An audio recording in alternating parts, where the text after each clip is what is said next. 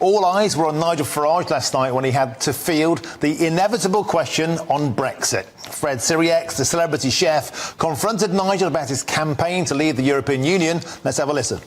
The thing is the intolerance that came because Brexit was about immigration.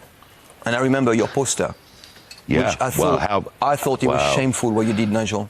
Sadly, it was absolutely true. What was the poster, sorry? Can I just cut in? Can you educate us It was a a poster just showing mass young men moving illegally across borders. But it was about demonising migrants. And saying that was wrong. No, it wasn't. I mean, in your view it was, but it wasn't. But it's not only just my view. Well, we expected that rumble in the jungle, and join me now for another rumble is former MEP and Deputy Leader of the Reform UK Party, Ben Habib, and political commentator Matthew Stadlen. Ben, let's start with you. French Fred said it was a shameful poster, and that echoed the sentiments of George Osborne, who called it disgusting and vile. What's your opinion? Well, I thought it was a very low-brow debate on immigration that took place for the few minutes that Nigel, had that chat with Fred, the chef. And, when you think about it, if you were to reflect on it for more than the few moments they debated it, freedom of movement essentially was in itself a sort of racist freedom of movement because it was opened up principally to the white population of Europe. What we've now got is a United Kingdom that is world-facing, not just European Union-facing. And as we've seen, in many respects, to our great disappointment, huge immigration from the rest of the world. So Brexit was definitely not about racism. It certainly wasn't about racism or xenophobia as far as I'm concerned. I'm half Pakistani. That wasn't the issue. Brexit for me, and I think for the vast majority of the people in this country, was a vote to take back control of the United Kingdom from the European Union and to join the ranks of 168 other countries in the world that are not members of the EU. There are 195 countries in the world, 168 are not members of the EU. The default position is not to be a member of the EU. So I thought it was a very low caliber debate, and Nigel would have been underwhelmed by the quality of the arguments being made. But, there we are. I think Nigel would have knocked him for 6 in any other formal. OK, let's cross to Matthew Stadlen now. Matthew, specifically about that breaking point poster, which Nigel said transformed politics. It was, however, compared to Nazi propaganda and called the politics of the gutter by Caroline Lucas. What's your position on it? I think, first of all, we need to be absolutely clear, because it's incredibly antagonising, Martin, to Brexiteers when you suggest that they're all racist. I suspect millions and millions of people who voted Brexit are not racist at all. And there were some perfectly respectable reasons, I think, for voting to leave the European Union. I'm someone who voted Remain, but I had plenty of respect, including for some family members and close friends who chose to vote for Brexit. That poster, however, I think did undoubtedly signal to racists. It was divisive. It was xenophobic. Everyone, or almost everyone in that poster was a person of colour. And whatever Nigel's intentions were at the time, and I can't get inside his mind, I think it did appeal to racism.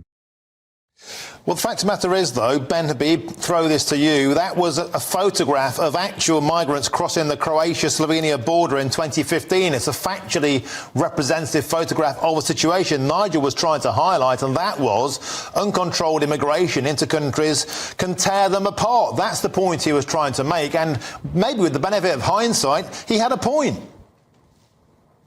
Well, first of all, thank you, Matt, for recognising that the vast majority of people who voted Brexit are probably not racist.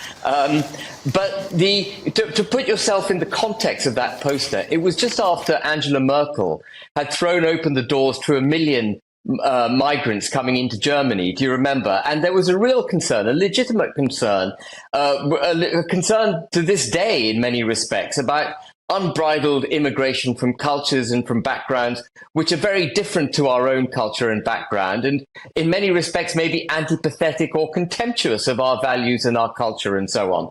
And so whilst the imagery may be quite evocative and may have been offensive to some people, at the time it was probably accurate.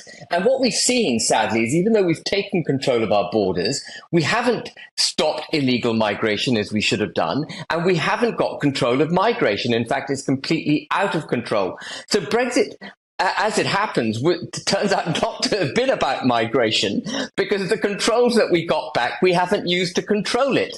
And I think Nigel's biggest concern at the moment is, what the devil is going on in Westminster with the powers that it's got, not taking advantage of the ability to actually reduce migration, champion jobs for British people, champion housing for British people, allow our public services to serve British people, rather than the entire country being burdened by this, incoming demand from millions of immigrants.